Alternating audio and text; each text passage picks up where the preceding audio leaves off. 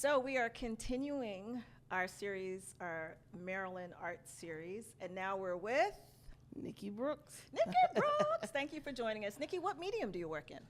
Ooh, I work in various mediums. I work with video. I do installation projects. I also do assemblage. What's assemblage? Well, assemblage is when you add pieces to another structure to make it more three-dimensional. Wow. So if you're familiar with, let's see, not Faith Ringo, but Betty Saar, Allison Saar, those are some names in the art world that would work with assemblage, art kind of style of artwork where it's almost like a diorama. I hope I'm saying that right, where it kind of comes off the surface. But I really like to work in space. I like to create these installations in space. But I also do murals. I've done some murals. One is going to be unveiled in Severn. So I'm excited about that. I think that's like on May 13th, May 18th. I'll keep you posted. Yeah, please do. So I work in paintings, 2D.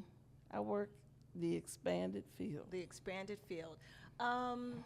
What is it like working in Maryland? What is it like being an artist in this particular state? I feel seen. Really? I love that. More than anything, and I'm going to give my shout outs to first and foremost Chanel Compton from the Banneker Douglas Museum, who came to me at MICA and recognized, and this was during my thesis year at Maryland Institute College of Art, that I actually had something to show. My home state is Virginia, and the love of my family has always propelled me to be an artist.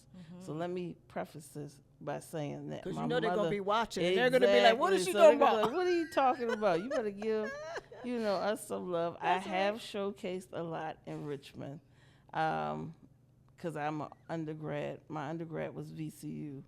So shout out to the 804. But Maryland, I really have felt like I've been seen and reflected. And it seems more prevalent now that I've gotten my MFA from MICA, where I'm really being exposed. Another awesome curator in my life, Monica O. Montgomery, because she gave me my first solo showcase outside of my thesis show, and it was immediate. Wow. And so I was very overwhelmed, but also honored to have gotten that opportunity. And ever since that moment, I feel like my wings have fluttered and started to fly. So I love that you said twice now, you were seen, you felt seen. What advice do you have to other artists who maybe aren't having that same experience? They're not being seen.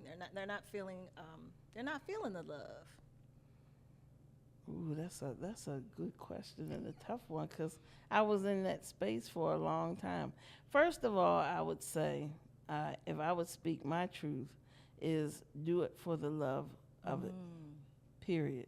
Yeah. You can't reflect on who's not seeing you at the moment, because people like me will come and find you.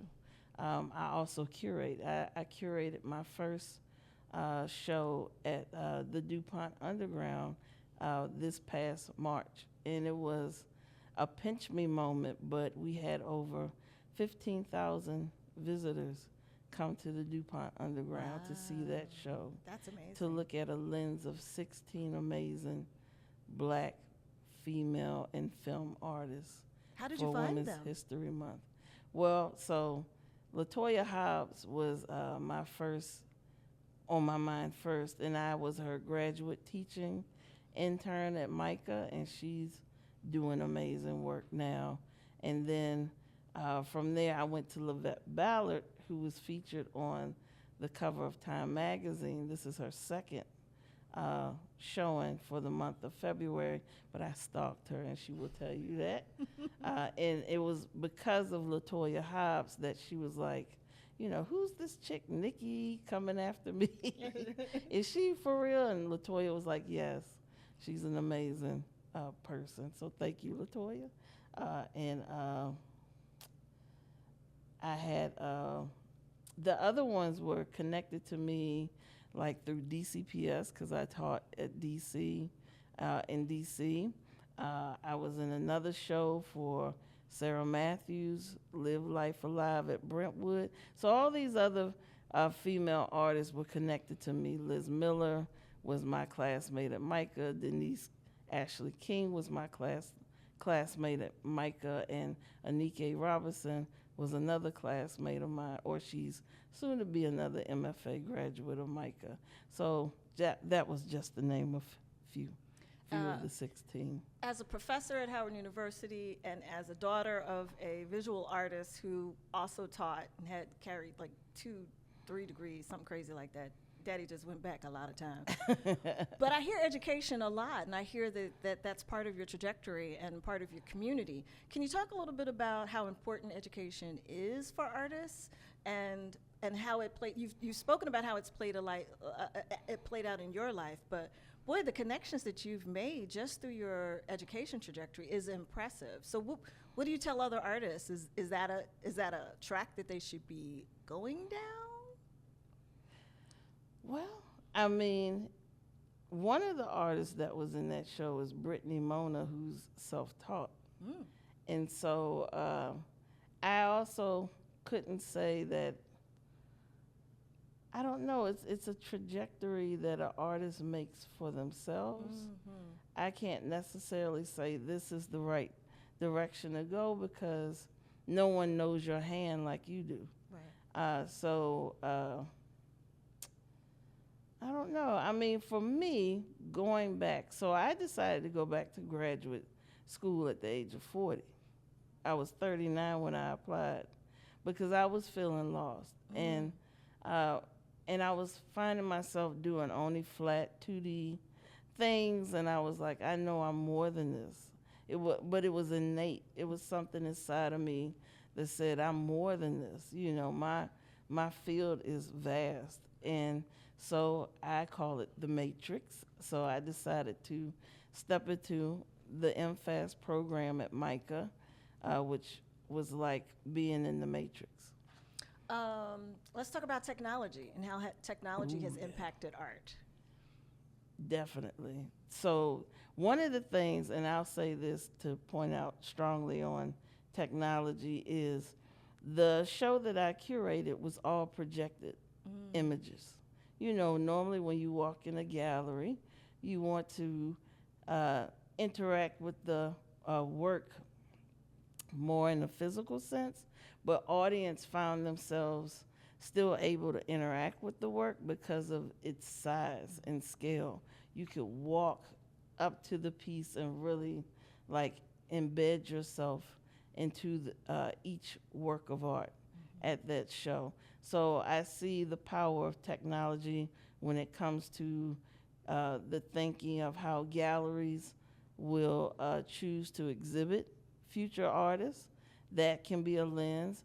I've also partnered with Robin Bell, because around here in Montgomery County, I was one of the 6 artists whose films was projected on the courthouses for the Certain Parties Unknown showcase that talked about the 3 lynchings that happened in Montgomery County. So the power of technology is already here. It's been here. It's just how we're choosing to use it. But it's really been embedded in the works since Andy Warhol picked up a camera and started using it for his own personal art. Where do you see the technology going with AI? And I know a lot of artists have trepidation because they think their art's going to be stolen. They think their art might be misrepresented through AI. They think that maybe they would have less value as a creative because of AI. Where do you fall in line with that? Ooh, that's a good question. I'm kind of in between. It's scary. The unknown is always scary, right?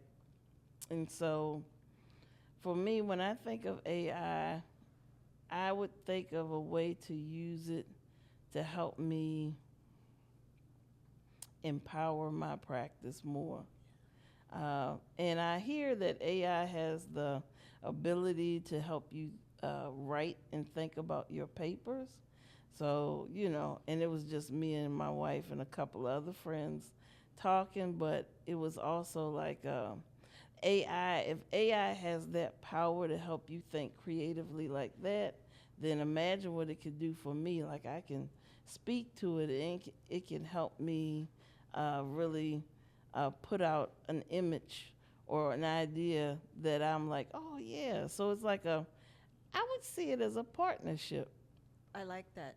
So Tiffany released a limited edition Nike sneaker. And AI, before they released it, they did a soft opening. They told everybody it was coming out, but they didn't tell them what the image was. So people started using AI, trying to figure out what that sneaker might look like. Mm-hmm. And the images that they created were actually better than the sneaker, the actual physical sneaker. What they imagined was actually better. So right. I think we're going to go in a world that will challenge us to think deeper and in different ways when we talk about what's creative. I think it'll help us. I hope it will help us think differently. At MCM, we pride ourselves on being able to offer Montgomery County residents access to media and a platform for them to share their media on our access channels. How does media play a role? Like now you're sitting down and doing an interview. You sat down, when you first sat down, you said, well, this is all new to me, right? So how does media play a role in what you do, particularly in marketing your work? Ooh, well, I am very old school. So Instagram, Facebook, that is my typical way of getting out. Now I'm good with tagging people to come out. So it does, I do see its power because, again, the show I just curated was its media presence really picked up. And I know I keep saying my show, so I should say the title. Yes, you should. Right? It was called The Cost of Living, an observation of the resilience. Lord, my brain is losing its thinking. That's because you've moved on to another project. I know, right? Because I have moved on. Where can we find it? If people want to find that, because it's an amazing piece of work that you have, right? So yeah. Where do they find it? They'll use media to find it on a website. Yeah. Did you tag? Well, DuPont Underground also put out their press release. I do have a manager. I should have said that. Fire and Bliss. I'm represented by Fire and Bliss, and so they push out my press release and all that information about me. So they're good about exposing media. But I do have to share a little fun fact. My wife and I did do a podcast. Did you? Yeah.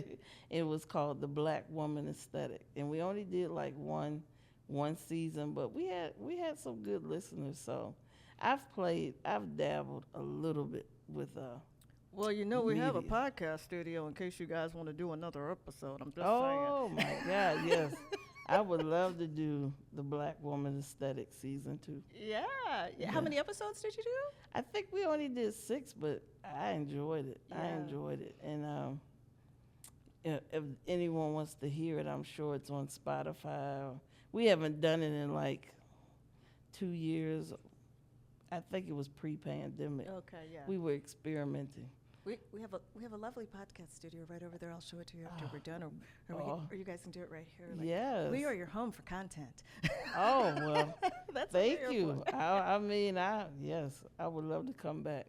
When you see up and coming artists, what kind of encouragement do you give them? Because you have had a long career, right? As you're talking, you know a lot of people. You've done a lot of things. What encouragement do you give them as they're starting out, first go round?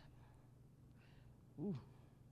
Again, be true to yourself. Like, I was. How do you find your truth, though, right? Like, people are, when I talk to artists, a lot of them feel, and I think it might have been when you talked about when you were lost, they feel like they started out on one medium and it was a thing, and then they want to break into other mediums, and they're not exactly sure how to do it. How do you find your truth? Gosh, you're asking some powerful questions. How do you find your truth? I don't know how I found it. I just know there was a need to reinvent myself. And I knew there was something that was greater inside of me. One might call that spiritual.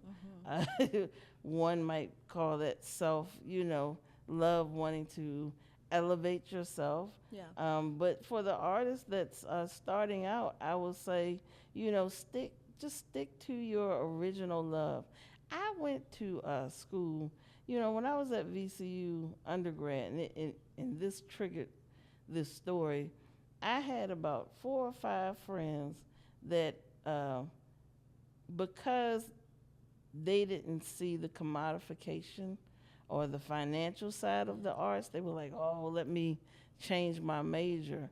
When I went or approached some of them later on in life, it was kind of like, man, I wish I hadn't stopped doing what I loved in the first place.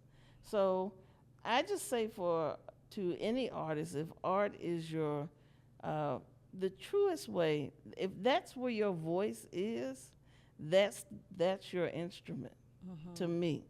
If that's where your power is, your instrument is right there. You have it. You just have to access different ways, like maybe taking a class or reaching out to a community on Instagram, on Facebook, an arts community, and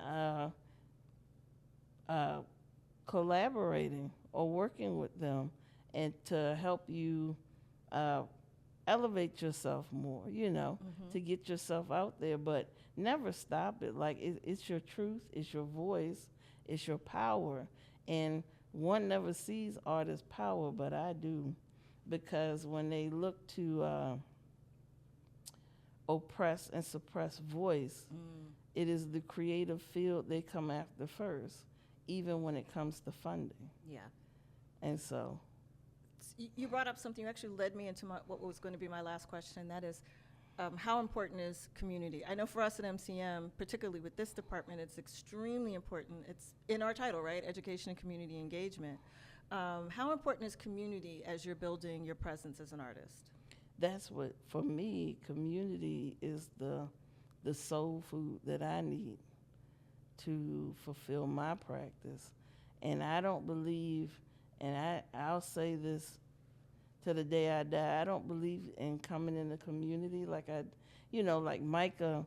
Some of the locals in Baltimore would say, oh, y'all, the students just come in and, they get what they got to get and then they leave. No, Baltimore is a part of my heart and my spirit, and I enjoy coming back to Baltimore.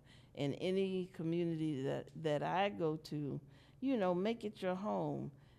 Make family with that community. Like, I don't live here in Montgomery, but I feel like I've made some family in Montgomery since I did my work here. I don't believe in coming into a space and not gathering and making connections and keeping those connections. I love that. Now, where do we find you on the interwebs? On the interwebs. So on Instagram, I'm simply Nikki Brooks Art. And that's NIKKIBROOKSART. And my website is Nicole I. Brooks, but it's www.NicoleIBrooks.com, because that's my government name. And gotta give them that government name. And I'm trying to think. You can find me as one of the artists on fireandbliss.com. And what else? That's plenty. There's so many ways to find me. I found you through the website. I found you through Instagram. Yep. I was enamored with your work. I'm so glad that you were able to come and talk to us today. I really appreciate it. We're gonna change some perspectives and some deep, soulful feelings of some of the artists out there listening. So I really appreciate you coming. Thank you. And I do want to clarify that title of that show. There you go. You got it back. Was like, oh my God, I can't believe. But it was called The Cost of Living an observation of the resilience, resistance, and joy of a Black woman. Wow. And that was a powerful showcase. And That's I'm a powerful very- title. It has to and be a I'm- powerful and showcase. I'm very proud of that show. So that's why I'm like, I had to get that title right. That's right. So All right. thank you so much. Thank you. This has been great talking to you. I appreciate it. Awesome. This podcast is supported in part by the Maryland State Arts Council, an agency of the state of Maryland that plays an essential role in ensuring every Maryland resident has access to the transformative power of the arts. Visit them at msac.org.